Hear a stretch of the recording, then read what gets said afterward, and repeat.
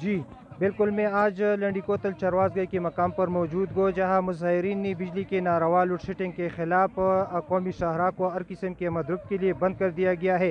اس حوالے سے علاقے کے ایک مظاہرین سے بات کرتے ہیں کہ وہ اس بارے میں کیا کہتے ہیں۔ جی جی ہمارے ساتھ تقریباً اس سے پہلے 1 سال پہلے 10 گھنٹے بجلی دے رہا تھا، اس کے بعد 8 گھنٹے، اس کے بعد 6 گھنٹے، پھر 5، آخر تک جو ہے نا 2 گھنٹے تک آ گئے تھے۔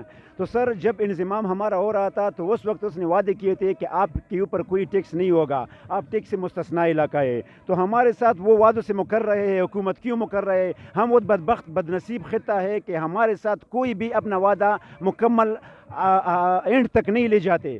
تو ہمارے ساتھ جو بجلی انشاءاللہ ہمیں 6 سے لے کر 10 گھنٹے بجلی کم ہمیں بالکل نہیں چاہیے، اور ہمیں یہ دینا چاہیے، اور عوام کا بھی یہ لہر آپ دیکھ رہے ہیں سر، ادھر ابھی بارش بھی جاری ہے اور یہ لوگوں کا احتجاج بھی جاری ہے۔ تو انشاءاللہ یہ جاری رہے گا، اور ہم اس وقت یہ احتجاج جاری رہیں گے جب تک ہمارے لیے 6 یا 10 گھنٹے بجلی نہیں دیں گے۔